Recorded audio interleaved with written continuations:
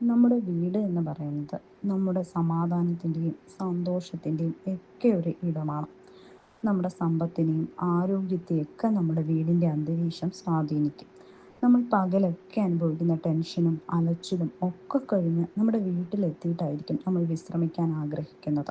എന്നാൽ അങ്ങനെ വരുന്ന പല ആളുകൾക്കും സ്വസ്ഥമായി വിശ്രമിക്കാൻ സാധിക്കുന്നില്ല എന്നതാണ് സത്യം.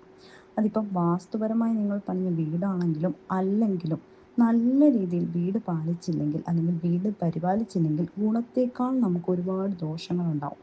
നമ്മുടെ എല്ലാ ദോഷങ്ങൾക്കും ചെറിയ ഒരു അംശം കാരണമാകുന്നത് നമ്മുടെ വീടിൻ്റെ അന്തരീക്ഷമാണ്.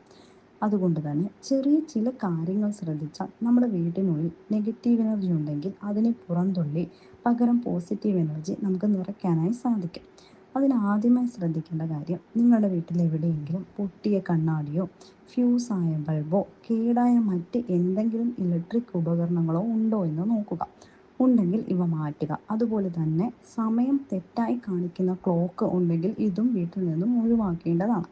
അതായത് നിങ്ങൾക്ക് കേടായ ക്ലോക്ക് നിങ്ങളുടെ വീട്ടിൽ ഏതെങ്കിലും കോണിലുണ്ടെങ്കിൽ അവ നിങ്ങൾ വീട്ടിൽ നിന്നും ഒഴിവാക്കുക. കാരണം അത് നിങ്ങളുടെ വളർച്ചയ്ക്ക് തടസ്സം നിൽക്കുന്ന ഒന്നാണ്. അതുപോലെ തന്നെ മുറികൾ വൃത്തിയാക്കുന്ന ചൂല് ഇതെപ്പോഴും നമ്മൾ ഭിത്തിയിൽ ചാരി വെക്കുന്നതാണ് കാണാറുള്ളത്. എന്നാൽ ഇങ്ങനെ ഭിത്തിയിൽ ചാരി വെക്കാൻ പാടില്ല. ഇത് കിഴക്ക് പടിഞ്ഞാറ് ദിശയിൽ തറയിലാണ് വെക്കേണ്ടത്.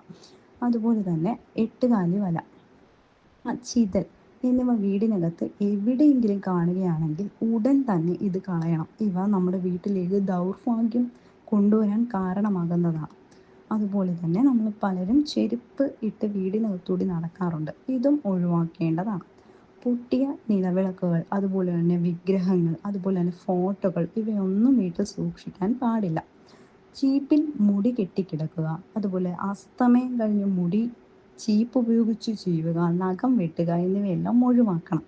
കല്ലുപ്പ് നമ്മുടെ നെഗറ്റീവ് എനർജി ഇല്ലാതാക്കി പോസിറ്റീവ് എനർജി നിറയ്ക്കുന്ന ഒരു വസ്തുവാണ്. അതുകൊണ്ട് തന്നെ കുറച്ച് കല്ലുപ്പ് നമുക്ക് ഒരു തുറന്ന പാത്രത്തിലാക്കി ഭക്ഷണമേശയിലോ അല്ലെങ്കിൽ ബാത്റൂമിലെ നനവ് തട്ടാത്ത മൂലയിലും വെക്കുന്നത് നല്ലതാണ്. വീട്ടിൽ ഏറ്റവും കൂടുതൽ നെഗറ്റീവ് എനർജിയുള്ള ബാത്റൂമിൻ്റെ വാതിൽ എപ്പോഴും അടച്ചിടണം.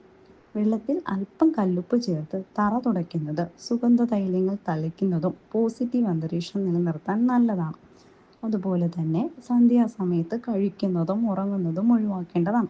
കുടുംബാംഗങ്ങൾ ഒന്നിച്ചോ അല്ലാതെയോ ഉച്ചത്തിൽ നാമജപം നടത്തുന്നതും മന്ത്രങ്ങൾ ചൊല്ലുന്നതും ഭവനത്തിൽ പോസിറ്റീവ് അന്തരീക്ഷം സൃഷ്ടിക്കും.